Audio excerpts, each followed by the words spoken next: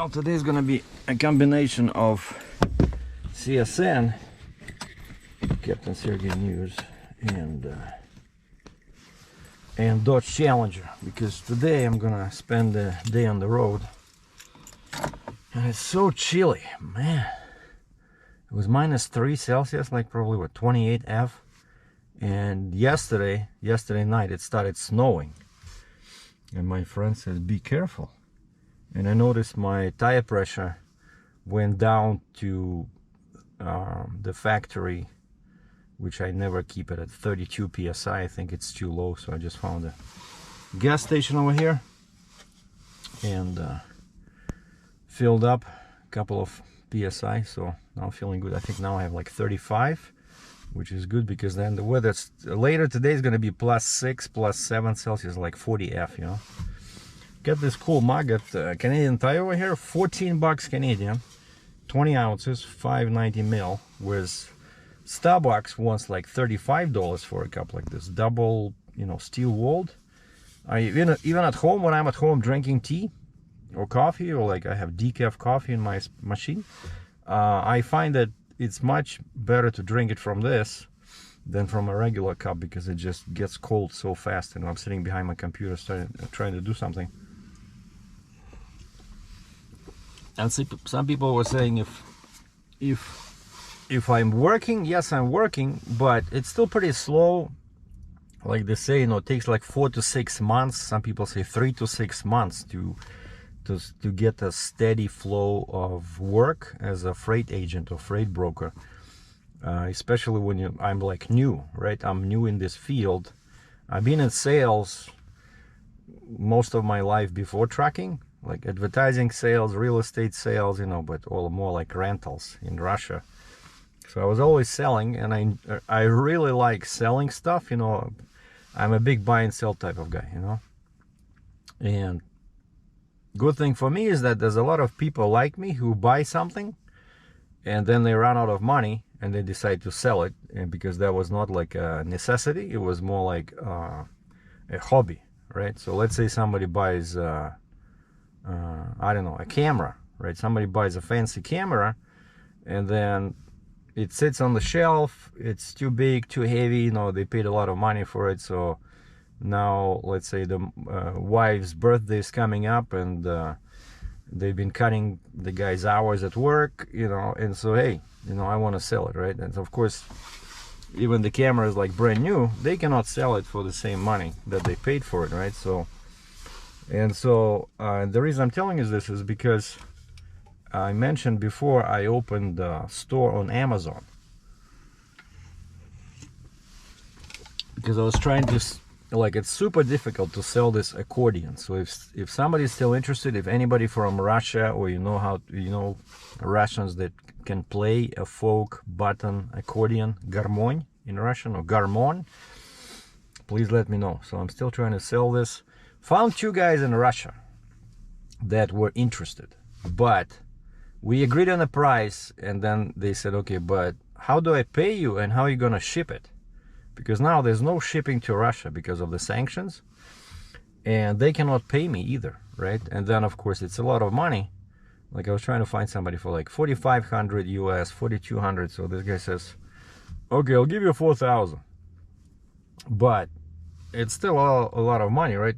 We talk on the phone a few times, so would he, like, I'm not gonna ship such an expensive instrument without payment, right? And will he pay me without, would he trust me to send me money without receiving the instrument? You know, like these private sales, they kind of like tricky, right? And so I opened this, I try to sell it privately on our local classifieds site. Nothing's been happening. Usually it was okay for me, like selling smaller stuff. I always sell my, you know, like when I have to sell like a lens, or I don't know, camera bag or something like that, or a camera, maybe a small camera, like this website was okay. But now when I'm trying to sell this instrument, and it's specifically Russian, you know, it's not like a regular accordion, right? It's like a button accordion with only 2 rows. It's a very specialized instrument. So my 2 previous ones, when I was selling, I had that green one and then the fancy black one. Both of the buyers were the first buyer was definitely Russian. The second buyer, I think, was from Kazakhstan or one of those former Soviet republics, but he spoke Russian. And he was also watching the second guy, he was watching my videos, and that's how he learned I was selling it. But the first guy got it from the classified website. But now with this one, things don't work.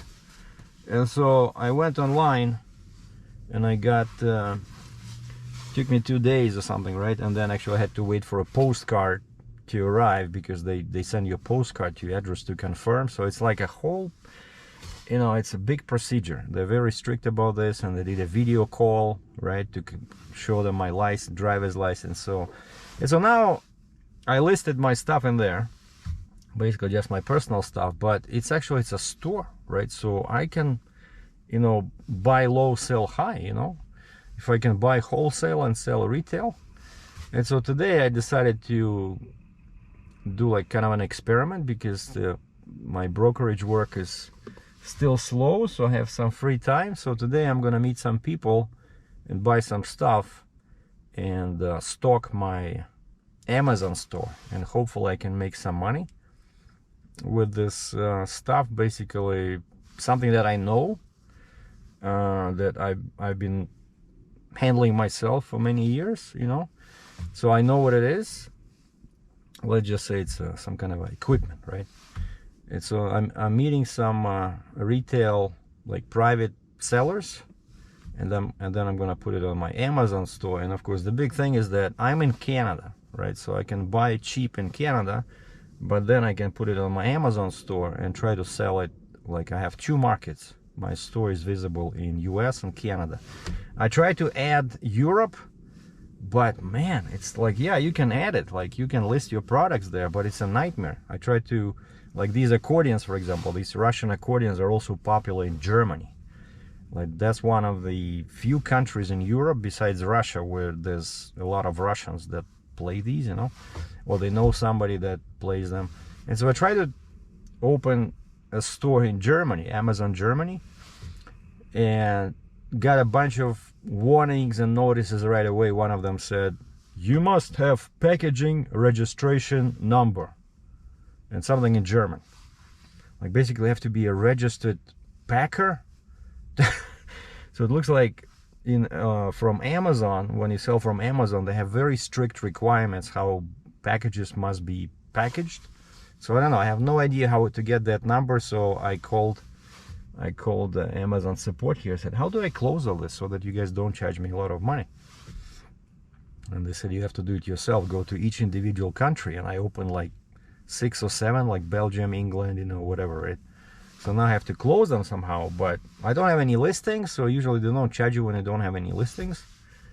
So anyway, and yeah, and then, so now I'm gonna go, I'm meeting the first guy here at half an hour in close to downtown Calgary, and then I'm gonna actually drive later today after 1 o'clock. I'm gonna be driving to Edmonton to meet my friend, and also I found another seller over there of this equipment that I'm now specializing in. I'm gonna pick up that one piece, and so this gonna be a business trip, right? So now I started a little notebook here where I keep track of all the kilometers and miles. So, oh, and speaking about kilometers, now I'm at already at 422 clicks, 422, which is what, like 280 miles. So I only need 50-60 kilometers till the end of phase 2 of the break-in, right? So after 485 clicks, I can do 135 kilometers. I can go above 5,000 RPM. I can do full throttle. And so my friend wants to see the car, and so I'm bringing both my black keys and the red key. So we're gonna go for some zooming over there. Just I want to show him the car, and then later, so yeah, I'll do some driving POV video, and we'll talk about maybe, like, you know, payments and fuel economy and stuff like that. So stay tuned, to be continued. Well, this is stop number 2, and the weather is like crazy. It's actually, so it started like -3, right? Then it slowly started increasing, but then as I was driving from the first stop to this one, it's actually started started snowing, you know, like not kind of like a flurry, like blue sky, the sun is shining and it's snowing. Like that's, you know, Calgary for you. And so I met the guy, and it's funny, like it's probably like the first time I buy something like this, because normally I've been using the common loser strategy when I would go to a retail store when I was doing good, you know, like in trucking. Let's say I made some good money this month, so I go to a retail store, I buy some toys, and then I run out of money, like trucking slows down or something, and then I advertise online and I sell it privately at a loss, right? So what I'm attempting to do now, it's really a revolutionary for me. Now I'm doing the opposite. I'm buying cheap from private people, and then I'm gonna sell it higher in my store, you see. And so yeah, the experience was funny. So the guy gave me a coffee shop right next to his building, because he showed up in like slippers, and I saw him right away because he was carrying the box with the clear markings, you know what it is, you know, all legal, you know, it's just some equipment. And I told him, and that's why I'm wearing my hunter's hat, because it's easy to spot. I said black, I sent him a text message, I said black jacket, blue jeans, green hunter's baseball hat. And I was getting coffee, and he came in with that box. I said, "You are this guy?" He says, "Yeah." And so I checked inside the box, everything's good, gave him the money. So yeah, like it was weird. It's like the first probably time ever where I'm buying something privately. Well, it was always selling at a loss. So now, you know, they say you make money when you buy. And of course I negotiated with all these guys, like they posted certain price, and you don't want to lowball them. I just, you know, took like $100, $200, you know, like this guy gave me a $50 discount, you know, which is already good. So the only thing is I had to do a lot of driving, because this first guy was 25 miles or 40 kilometers away from me, and the second guy was, so first I drove southwest Calgary 42 kilometers, then I drove 25 kilometers east, still inside Calgary. It's a huge city, you know, so it's like I'm already about 480 kilometers on the odometer, you know, so basically like 5 kilometers more and I'm done with the major break-in, right? So after this, as far as I'm concerned, the break-in is over. And I filled up. I like 93 gas. It was just like 6 cents more Canadian per liter than 91 gas, and this car requires 91 gas. And so 6 cents more, but I know that, you know, I always try to use 93, because before, a couple of years ago, especially Shell, there was a sign on the pump. It said like 10% ethanol for, let's say, 89, and then it says 5% ethanol, up to 5% ethanol, and 91, and then 93 was always 0 ethanol, which was a long time not possible in US, right? But in Canada we still had this, where like major chains still offered no ethanol gas. And then somebody mentioned online, I think last year, that like Canadian Tire and Shell, now they all add ethanol to their gas. And so this is the second time I use Shell with this car, and yeah, even on 93 gas it says up to 5%, no, up to 10% ethanol possible. I hate ethanol because it corrodes metal parts, and actually there was a lawsuit from marine guys, you know, that own boats, so they cannot use ethanol in gas because it was destroying the engine. So there was a lawsuit against this. So I don't like it, but what do you do? At least I hope that 93 gas has a bit less of this bad stuff than, let's say, 95, 91 or 89. And so another thing I notice is that when I'm driving, you know, just locally, just let's say to coffee shop, to a store, of course the fuel economy is pretty bad. And then when I filled up this morning, the range, you know, but you know, what do you expect? It's a Hellcat, right? So the range for the full tank showed 350 kilometers. So that's all I can do. 218 miles.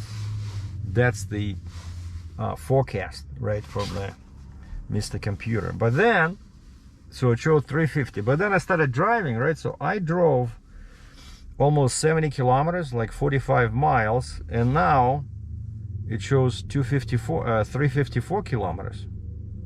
So you see, so because I was mostly driving on freeways, I was using the bypass 201, and I still refuse to use trail names like what everybody's using in Alberta. Like, you know, you tell somebody 201 and they look at you like you're from Mars, you know. Oh, you mean Deerfoot Trail or something, or Stone? No, it's called 201 is Stone Trail or something, Stonewall, Stone, whatever. And then the Highway 2 is, of course, that one that I just said. And so it's all trails, right? Like I was joking before, I said there's no highways in Alberta, it's all trails. So that's why so many people have 4x4s and pickup trucks and SUVs, you know. But you know, as a former trucker, I like accuracy, I like numbers, right? In Ontario it was Highway 401, Highway 407, Highway 400. Nobody's using, even though actually, even over there you would be driving and you will see, you know how sometimes they honor, let's say, some fallen cops or something, right? Somebody who died, and you're driving and you know it's Highway 401, but then one particular section it'll say, you know, Captain Ramirez Memorial Highway. But nobody uses that in Ontario. Nobody uses descriptions of highways. Most people just use, you know, 401, 400, 407. And then that's one thing I had to learn when I moved here, is that people don't understand you very well when you use numbers, not the numbering system. But for me, I like that, so like I call it bypass 201. Stonefoot Trail, I don't like that. So anyway, so this second guy is coming at 12 o'clock. We agreed to meet at the food court over here, this big mall. So now I'm gonna go, and actually I'm pretty hungry, so I'm gonna go grab something to eat. The only thing I don't like about this second seller is I gave him my cell number. I said, please text me when you hear. I said, let's meet at this particular time. I said 12 p.m. I'll be in food court. But he never texted me, so I don't have his cell number. You know, like a lot of people are cautious about this, right? So they only, like the seller number one only texted me at the last minute when I was like 5 minutes away, because it was all through Messenger, right? Online. It was all like protected. And so this guy, that's why I'm gonna bring my computer with me. I'm gonna bring my backpack and the computer, and I'm gonna grab some food, and then I'll message him. If he doesn't text me, I'll message him online, see what he says. But yeah, so very excited. It's kind of like a start of you know, small but different chapter. So Captain Sergei is becoming an online seller. Wow, never saw this coming. But thanks to Amazon, you know, for giving me this opportunity, because, you know, once you go through all this rigmarole of opening a store, like, what's the point of having it just sit there? Might as well, you know, make some money, right? Especially in a field that you know, with the equipment that you're very familiar with.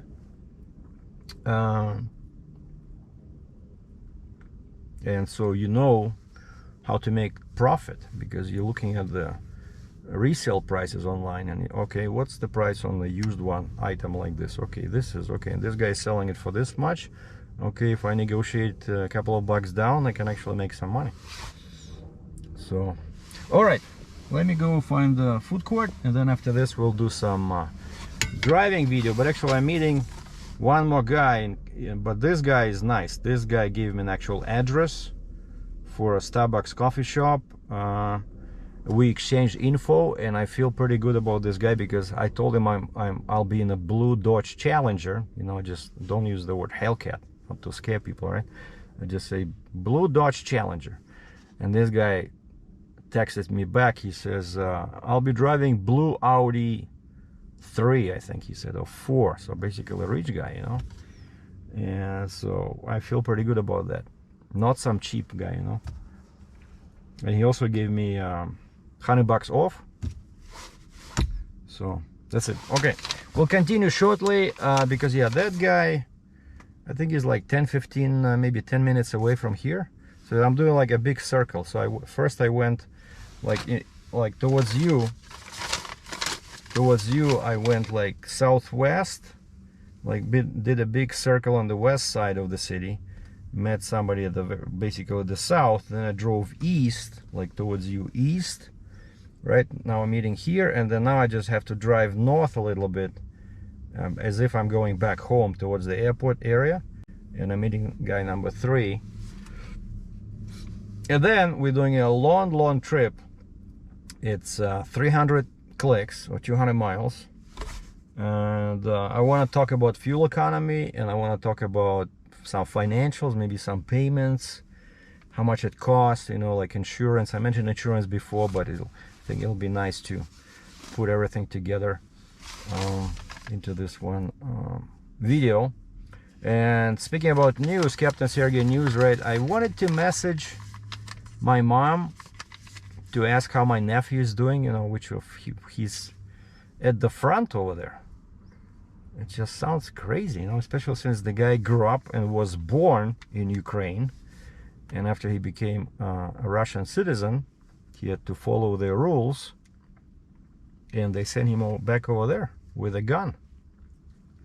But I didn't want to bother my mom, you know. She hasn't been doing very well. Like last month they had to go to the doctor. She was having some issues, and I'm always mixed up. Like now, since I'm in Western Canada, it's a huge time difference.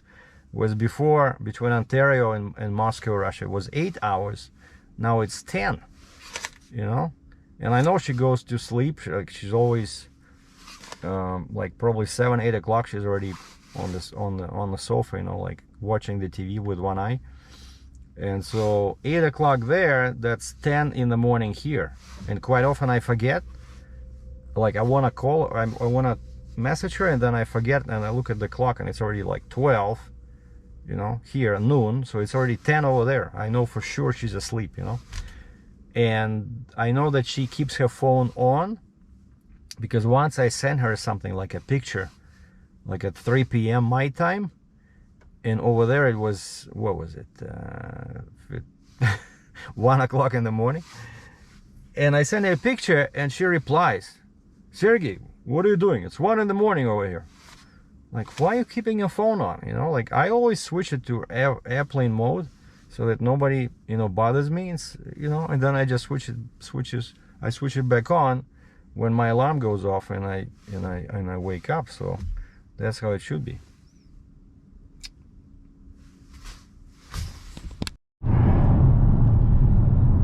So all my activities are done in Calgary. Very happy with the results. Now I'm the proud owner of 3 pretty much new items I can advertise in my Amazon store.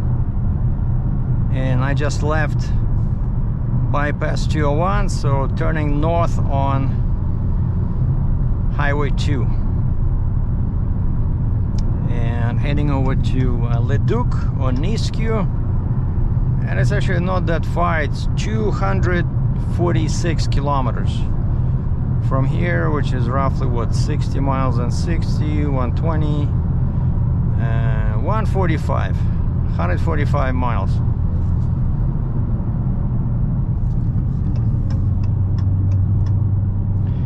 And I'm already at 535 kilometers.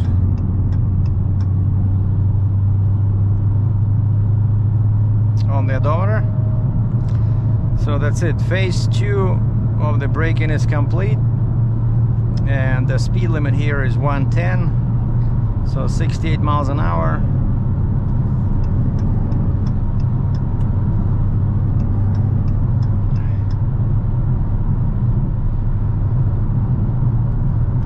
I'm gonna set up my cruise at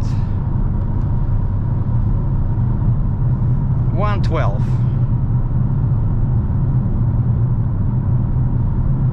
Usually there's cops sitting there, so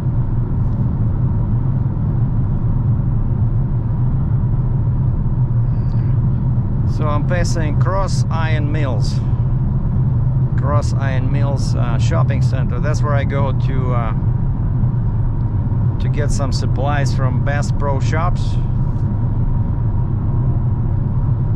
And so yeah, finally it's warm. +6. Which is what, like 45 F, I'm thinking.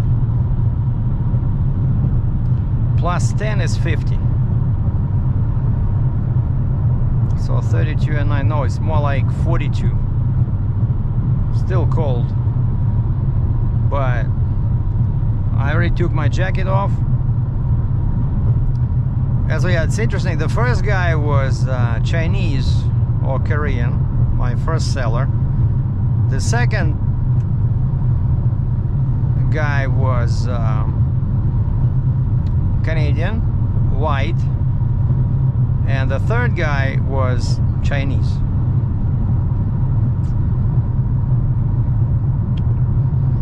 So I'm guessing if I keep doing this line of work, it might be beneficial to pick up some Mandarin.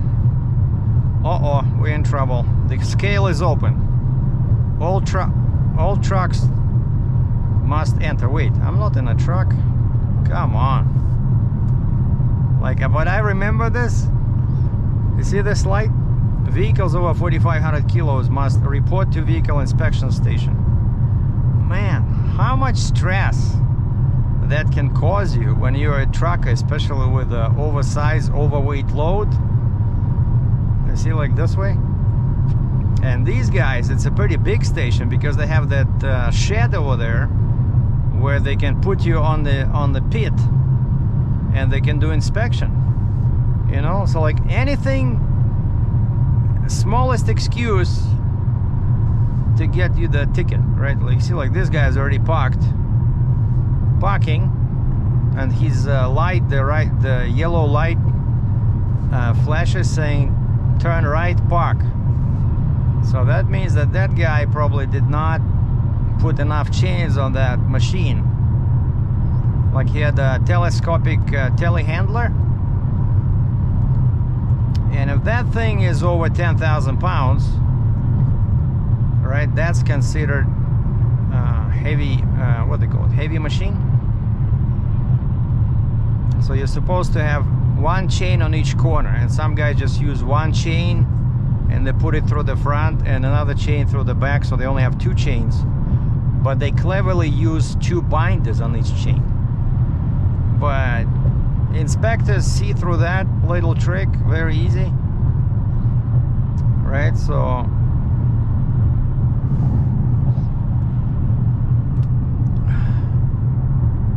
yeah, I'm so happy that now I don't have to worry about scales, I don't have to worry logbooks, and I'll be honest with you, you know, I don't miss it. You know, I don't miss the dirt, how you sleep on the side of the road sometimes, or in a dirty truck stop and you have nowhere to go. So you know, let's say you're stuck for the weekend, right? Like I was moving, a lot of my loads were oversized, overweight, where of course I cannot travel on weekends usually in many jurisdictions in US. And so I'm stuck at that stupid station there, you know, like most people are home. I'm sitting somewhere in the middle of nowhere. Let's say that Lake Station, Indiana comes to mind, east of Chicago. And unless you want to separate your truck you know, and go find some food, something better than what that TA has, you're just stuck there. And all you do is just, you either eat, okay, you can do laundry, or you can maybe do your bookkeeping, and then you go to the truck and you start your hotspot and you watch movies. I remember my cell phone bill was astronomical when I was a trucker, especially since I had to upload you know, these YouTube movies, right, on a regular basis. Otherwise people, you know, lost interest in the channel. So now I use my home high-speed internet.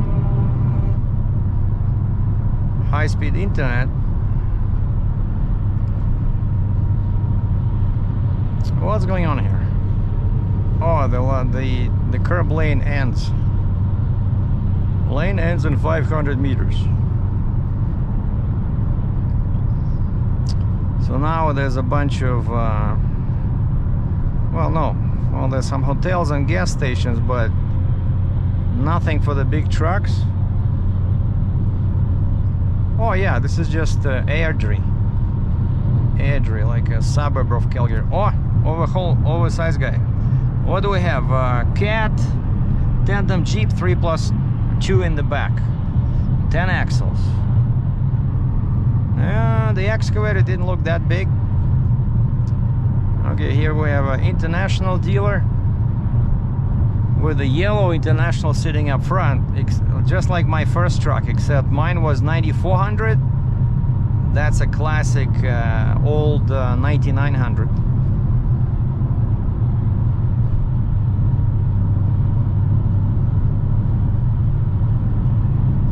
Okay, and I wanted to mention payments. So it's very easy to compare this with my previous 2021, I think it was, Dodge Charger RT 5.7 Daytona. So that car, the retail was 52,000 Canadian, and my payments I think were about $650 a month. Pretty steep, but you know, it's not exactly a $20,000 car, right? And I didn't give him too much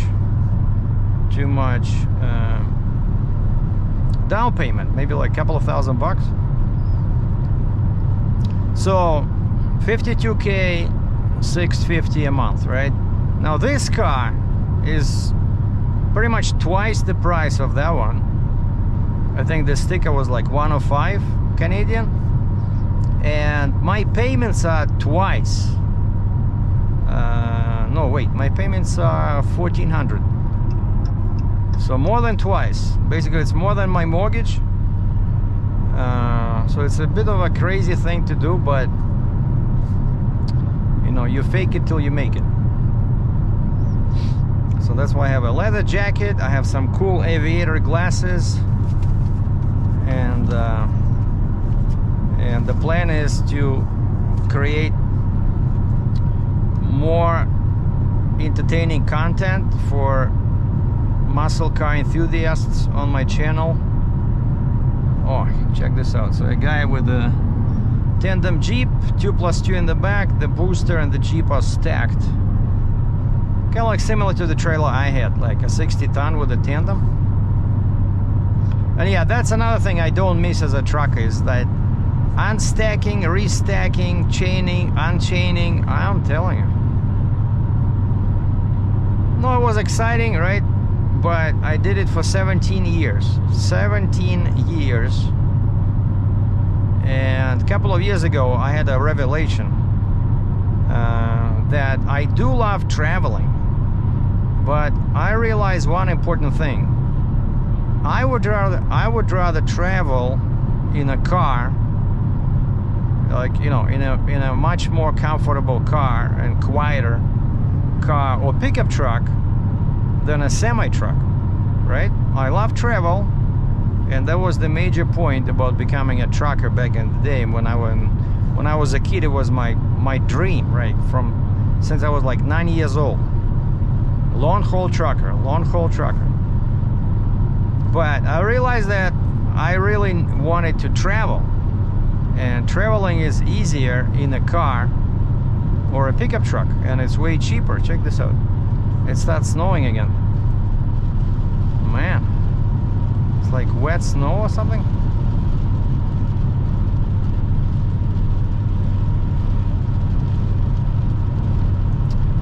But it's +5, so we should be okay. And it's just a fluke, you know, it's just temporary. And so yeah, those are my payments.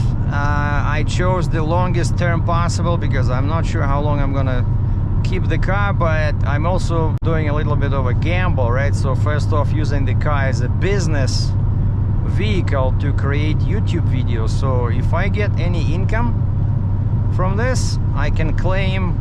That's why I have that little register, right, where I write down you know, business kilometers. And so now it's business related. So, and let's say I keep all my receipts for gas and stuff like that, oil change, you know, and then I can deduct portion of that depending on how many kilometers were business related. I can deduct that from my taxes. And then of course it's financed, not leased. So financed means that I can deduct depreciation. The only problem with that is that in Canada, anything over 30,000 Canadian is considered a luxury vehicle, and so they only allow you 30,000 depreciation. So you pay 100 grand, 105 grand for a car, you can only depreciate 30,000. So that's why actually leasing would be more beneficial, because then I could deduct the entire lease payment. Well, biggest part of the lease payment, right? As long as I do the majority of kilometers or miles for business. So that's that. The payments, insurance is the same, if not a bit cheaper than on the Charger. So it was 206 Canadian a month, now it's I think 210. Same. And I'm driving with a black key, so 500 horsepower, and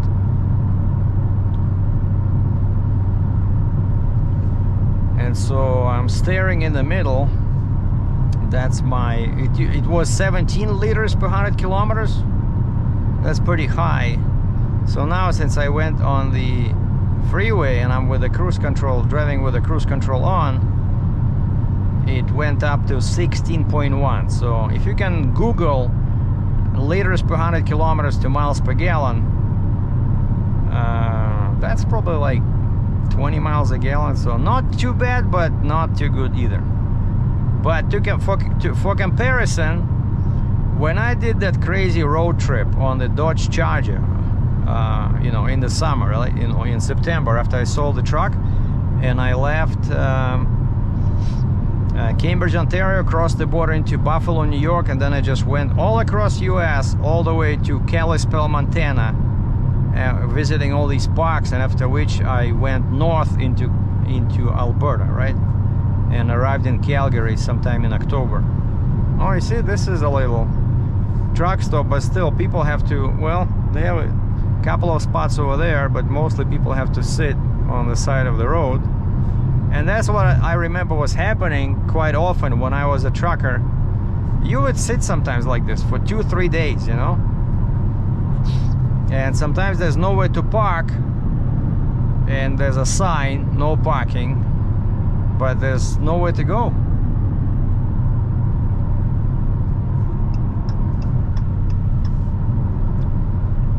And so when I did that road trip, I remember I was checking my gas mileage just out of curiosity. Not that I care about it, you know, it's a fun car. Like that one and this one, I don't drive daily to work, right? I just drive for fun when the weather's good, when I feel like it. But I was really impressed with the fuel economy from coming out of that 5.7 liter Hemi. That's a much smaller engine, right? So that one I was cruising at 120k an hour, which is what, 75 miles an hour, and even 125, even, you know, depending on the traffic and speed limits. But I was getting 10, and then later it went below 10 liters. I think at one point, driving like that, 120 clicks an hour, I was getting 9.5 liters per 100 kilometers. I remember I was converting, and I think it was something like 26, 27 miles per gallon. So like now, so it was 17. Since I'm driving like this, now I reduced the speed to 110. I have nowhere to hurry. Just trying to save some gas. And the speed limit is 110. You know, it's a good feeling. You don't have to worry about cops. Especially since I still haven't purchased my anti-radar detector. That's definitely coming. I'm still doing research on that one. And so I started with 17, there was 16.5, 16.1, now we're at 16.0. 16 liters per 100 kilometers. But I think it'll probably gonna be somewhere around 15. Just driving like this, which is basically 50% worse than Dodge Charger. So this is not your car, you know, for long trips. Because yeah, your fuel economy is 50%. If Charger was 10 liters and this is going to be 15, you know, so you burn 50% more gas at the same speed. Because 6.2, right? Not that much bigger. Even 6.4 was bigger. 6.2. But because of that supercharger, right? That's the issue, that the supercharger keeps working all the time. It's not like a turbo, right? Where it only works when you push the throttle, but supercharger always working. So that's what's happening. Well, now it's already 15.8. Yeah, it's definitely going down, I'm pretty sure, to 15 or maybe even better. But I know people did this. People reported on YouTube. They were doing specific videos about fuel economy on a Hellcat, and I definitely wouldn't want to have a red eye or demon, because that would just be ridiculous, you know, in terms of fuel. Just, you cannot drive it, you know, like this to Edmonton, like, you know, 250, 300 kilometers. You would have to stop 2 times to get gas. It's just ridiculous. So I love speed, I love muscle cars, but you know, I want them to be a bit practical as well, right? But 110, driving 68 miles an hour, 110 clicks an hour, I think I should get decent fuel economy, especially since I'm only using 500 horsepower. But I am bringing my red key in case my buddy that I'm gonna meet for dinner today, in case he wants to go for a drive. I'm not gonna let him drive, of course, but I think with the red key I can show him some impressive cornering and some impressive acceleration. Okay, so now it's +4, so the temperature is going down, and I have 210 clicks to go. 210, so 120 miles. And I'll be passing Red Deer, where I spent a couple of weeks in winter, I think it was 21, when COVID hit. And my friend came all the way from Edmonton, brought me some food, brought me some wine. I remember, and we were so scared. We stood, when we were talking to each other, we had masks on, and we stood on the opposite sides of the trailer, because I had my semi truck with a trailer right after I delivered the load. So I just went to little truck stop here at Red Deer, and we were probably standing like 10 meters apart from each other, like 30 feet, because nobody knew, right? How is it dangerous? Is it not dangerous? What's going on?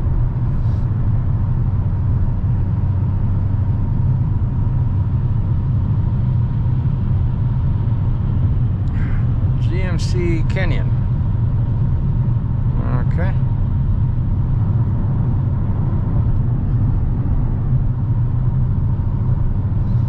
And so I think since I'm meeting my last seller of the day, number 4, I'm meeting at 6:30 in Leduc, and then it's 3 hours to drive back. You know, nobody's waiting for me at home, so I might as well just book a hotel for the night and then leave in the morning. I brought my hiking poles with me and my hiking boots, so in the morning I want to go do maybe at least like 3 kilometers with the hiking poles, because yesterday for some reason I ordered a pizza, even though I'm trying to lose weight, and overnight I gained 3 pounds. That's not good. Well, I'm 51 clicks, 30 miles away from my destination in Leduc, Alberta, Canada, and I've been monitoring my fuel economy, and sure enough, it went down all the way to 13.4 liters. So I started with 17, which was city driving, and I can see that gauge in the middle. It's actually, there's a red needle that shows this 13.4, and I'm looking at the green circle, and the goal is to keep that green circle west of the needle. That means that my actual fuel economy is better than the average that it shows. So for now, it's pretty much like, now I can see it shows 10 liters per 100 kilometers, like instant, right? Instant reading. But as soon as I start climbing, it goes down to, yeah, the same, 13.4. And when I stopped for a second, I looked up liters per 100 kilometers towards versus miles per gallon. So if I go, I'm pretty sure if I keep driving, let's say another hour or so, it would definitely go to 13, because I can see that the pulsing green line, the instant reading, is better than what the red, the circle, the green circle, shows a smaller number than the red needle, which is my average. So I'm pretty sure I can reach 13. So for our American friends, so 13 liters of gas per 100 kilometers equals 18 miles per gallon. Okay, which is of course nothing to write home about. And if I could reach 12 liters, there'll be 19.6. Okay, hold on, there's an oversized guy behind me, and I was doing 110, 68 miles an hour, and he's getting closer. so when trucks try to pass you, that's not good. You know, anything can happen. A tire can blow up. You know, happened to me actually once when I was a trucker.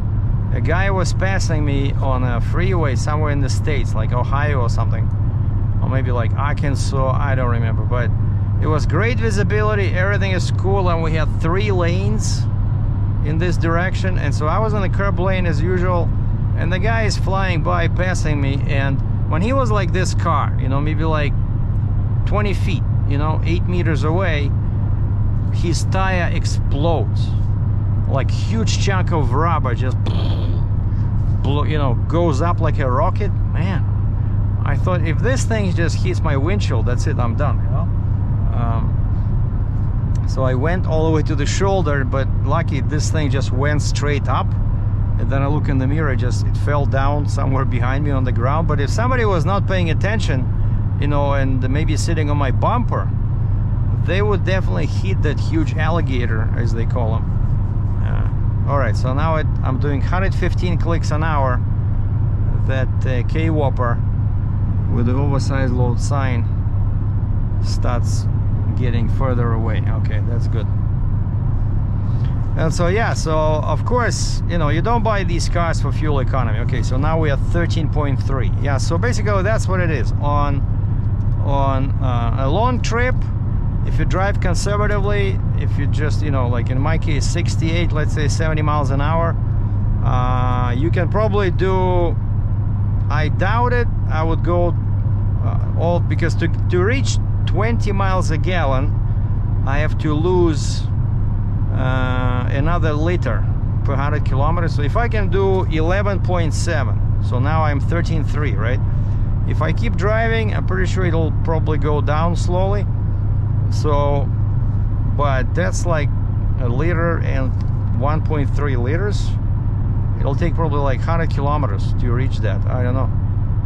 But if I do that, then I get 20 miles a gallon. Driving like a grandma, right? So driving now, pretty much 18 miles a gallon. Now the bad part is that when I started, this gauge showed over 17 liters per 100 kilometers. That's in the city, and that's in good weather, you know, like, because of course gas economy gets worse when it's cold. So I'm pretty sure in winter it would be worse. And 17 liters per 100 kilometers is 13.8 miles a gallon. 13.8. Okay, now we can slow down. That guy disappeared. Oh, he turned into pull out. Like there's a little rest area over there. So I don't want to pass this guy. He's doing pretty good. This old Lincoln SUV in front of me. Oh yeah, see, I went down to 110, so 68 miles a gallon. He starts pulling away. Perfect. So he's probably doing 112, 113.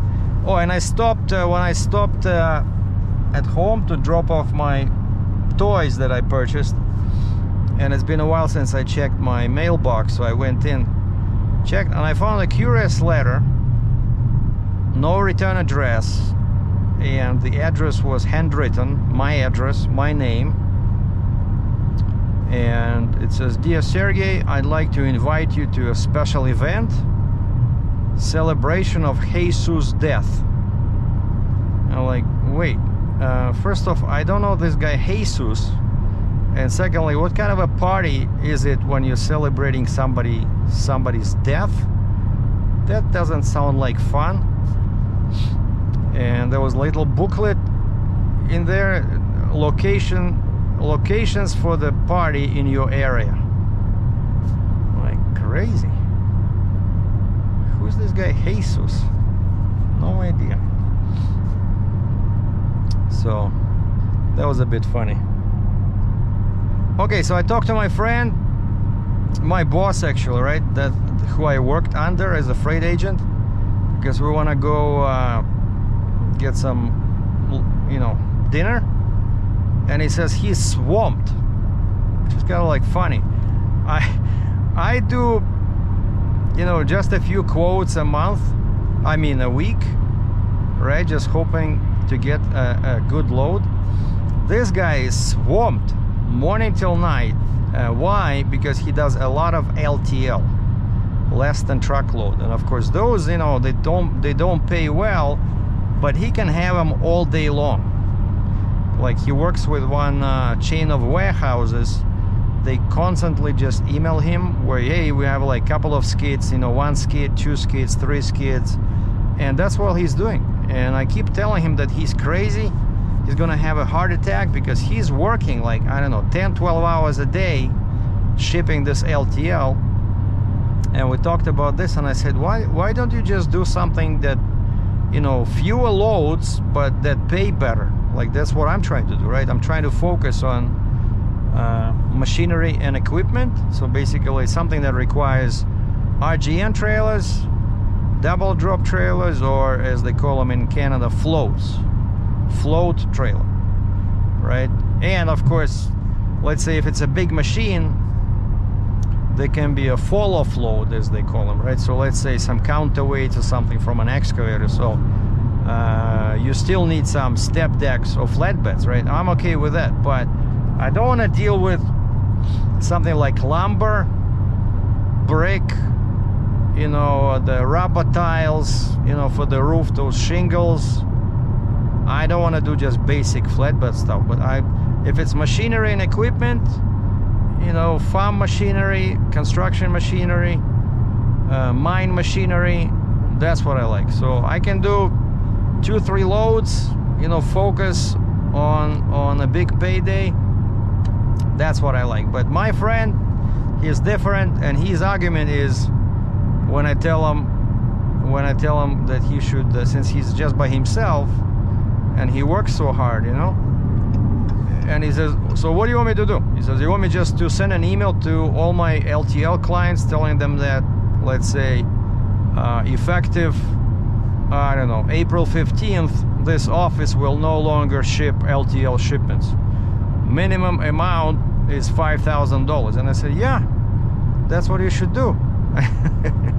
But he cannot bring himself to do that, because he will lose his best customer, that big warehouse with skids.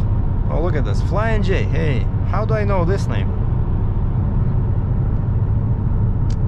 They used to be good, right? Like back in the day, like Flying J truck stops, man, everybody was always on the lookout for flying hook, as they call them. Flying, what? You know, you turn on your radio and somebody's like, hey guys, anybody knows of a flying hook in the area? Oh yeah, just keep going 10 miles and take exit, you know, 537. It'll be on your right next to the liquor store. Oh great, thanks. But then they went like this in a pilot. Oh yeah, because they were separate first, right? Flying J pilot, and then they became Flying J pilot, and that's when things started going down. I don't know, but they did have, and they do have, good coffee, even though I try not to drink as much nowadays. But they were the first to install those beans to cup machine. Okay, hold on. Yeah, my friend just called. We have a plan. We're gonna drive him and his son. He has to pick up his car, and he has a very interesting car. His dad helped him get it. It's a right-wheel drive, you know, like teens, for some reason in Alberta, they love these Japanese cars that are imported from Japan with a right side steering wheel. For some reason it's legal in Canada to drive with your steering wheel on the right. I don't know. And they want me to they want to see my Hellcat, and they want me to see that I think it's a Subaru, kind of like a little race car, you know. And that's why it's a good thing that I brought my red key, you know. So now I'm gonna, of course, you know, it's a bit tricky getting in the back, but all you do, just, there's a lever there on the side, right? You just open the door and you push that lever, and this seat goes forward. And the kid, I don't know how old he is. He probably, I don't know, 18, 20, should not be too big. So he should climb in there. And then I'm gonna grab my red key, since now the car is, as far as I'm concerned, it's all broken in. 758 clicks, 758 clicks on the odometer. And I'm getting really close to 13 liters per 100 kilometers. So right now it's 13.1, but I can see the green line, the instant gas mileage. Well, right now it's a bit more, but when I was on the straight, I could see it was showing 10. Which 10 would be, so basically on a straight road, driving conservatively in good weather, now I feel positive that I can do 20 miles a gallon, or 11.7, probably, I don't know, even 11, like average. So there you go. So Hellcat, you can still do 20 miles a gallon as long as you use black key. Or, you know, you can get the red key and then just reduce the power. You know, when I have my red key, it gives me a choice. What do you want, 717 or you want 500? Kind of like econo mode, right? So it's probably best to use the red key all the time, and I can just reduce the power. Because, you know, I definitely don't need 717 horsepower to drive 70 miles an hour. And this can really save gas. Oh, and one more thing I noticed. So right now, I filled up the tank fully, right, before I left with that 93 Shell. And the range was 350. But it stayed the same during the first 60 kilometers, 40 miles. But now it shows the range 272 clicks, and I'm at half a tank. You know, so it means that full tank would probably gonna be 270 times 2. What is it, like 540? You know, at least like 500 kilometers, not 350. So basically, yeah, this car with this huge power output really does not like lights. So I take back what I said about long trips. You can do long trips. Actually, it's better, you know, like this, you know, just 70, 75 probably is okay miles an hour, you know. See, I'm the slowest car. Everybody's passing me, except I don't want trucks to pass me, so I'm just driving slightly faster than trucks. And I see that they all do like the speed limit, right? 110, 68 miles an hour. They all do either that or slightly higher. So, but usually as soon as I pass them, they start slowing down a little bit. Now that oversized guy, I see he's probably like a kilometer back behind me, but he's gaining because I reduced it. Oh, actually no, I'm at 112, so I'm like exactly 70 miles an hour. Or 13.0, yes. So I'm 12 clicks away from my destination in Leduc, which is, I didn't put the address yet. I just found the truck stop. So I'm going to Husky truck stop or a gas station, and then once I stop there, I'm gonna punch in my buddy's address and go, and then take him and his son and go pick up his car. But so it took 250 clicks or 200 miles to go from 15 liters to 13. You know, and so yeah, if I keep driving, I see it shows 10 now. Like the instant shows 10. So I can live with that, you know. But some of these, you know how some guys buy these super expensive, you know, $1 million, $500,000 cars. And then I was watching once a rich guy that he has like a fleet of these basically super cars. Bugatti, you know, all these crazy European cars. He's always complaining how bad the gas mileage is, because, you know, those cars, they have like 1,000 horsepower, and it's just ridiculous. It's probably, I don't know, if this one is doing what was it, so 17 liters in the city, which is 13.8 miles a gallon, his car would probably do like 7, like TRX. Like I remember watching some review video about a guy driving TRX for a few days, you know, the Ram truck with the 6.2 liter supercharged engine. And of course, oh, check this out, 9 axles. The guy was calling a big excavator. And so TRX, even though it's the same Hellcat engine, but it's getting much worse fuel economy because of the extra weight, and because the truck is so big and sits so tall, like the aerodynamics is much worse. And so the guy who was doing a review, he says, yeah, you know, even though they say it should be like 12, 13 miles a gallon, he says, so far, like real life situation, I'm only seeing 7 or 7.5, which is like ridiculous. You know, just imagine driving like that, right? You want to go for a drive, let's say like this one, right? I want to go 200 miles.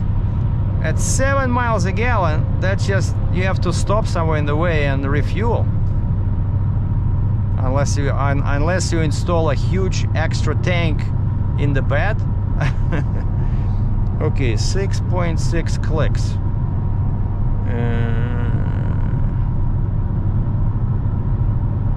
Okay, we have to pass these bad boys over here. because I'll need to oh, 12.9, man. So 12.9 liters per 100 kilometers, but now it's gonna get worse because I increased the speed. Lots of fuel tankers over here. Double tankers, like a fuel B-Train Clayson Corporation.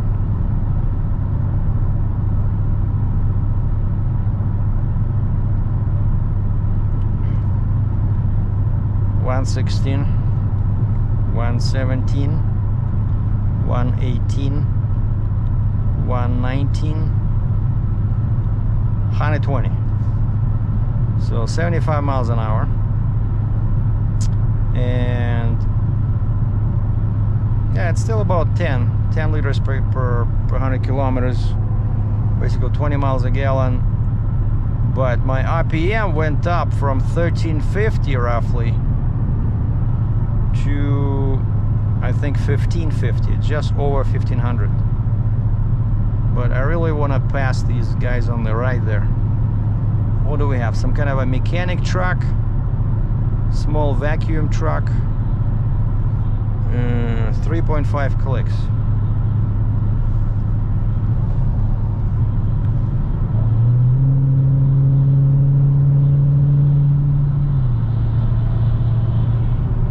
Okay, cruise control is off.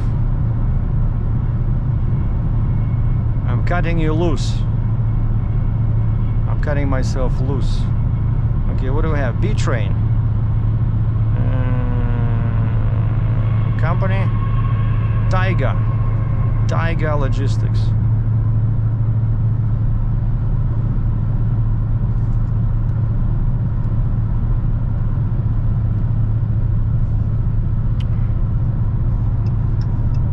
Okay, where's my exit? One click.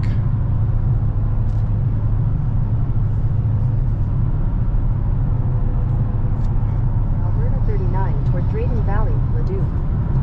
Well, this is what you get for 66 bucks Canadian in Leduc, Alberta. Got a king size huge room. See, with this extra area here, like no kitchen, but a microwave, fridge, you know, pretty decent bathroom, towels, everything good. Yeah, because I don't want to drive, you know, drive back. Or automatic climate control. I'm gonna make it 70. Huge bed, king size. TV is a bit on the smaller side, but still okay. I'm gonna watch some movies later today. So, parked my car with enhanced security and the GPS trackers and immobilizer and neutral gear lockout. The car is very dirty, and yeah, I did meet my friend's son. I think he liked my car. I showed him how it performs in track mode.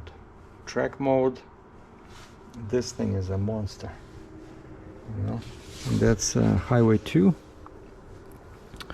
going north, like towards Edmonton. Like we're just south of Edmonton. This is like a suburb. And so Edmonton Airport is somewhere nearby. So actually they call these, there's a bunch of hotels here, and they even have like a bus, you know, going to and from the airport. So it's all like 10 minutes away here. So now just waiting for my friend. So I parked my car. He's gonna come pick me up in his vehicle. I wanna go and we're gonna go visit this last seller number 4, where I'm picking up one more item, and after that we're going for dinner. Probably will go to like a Montana or something.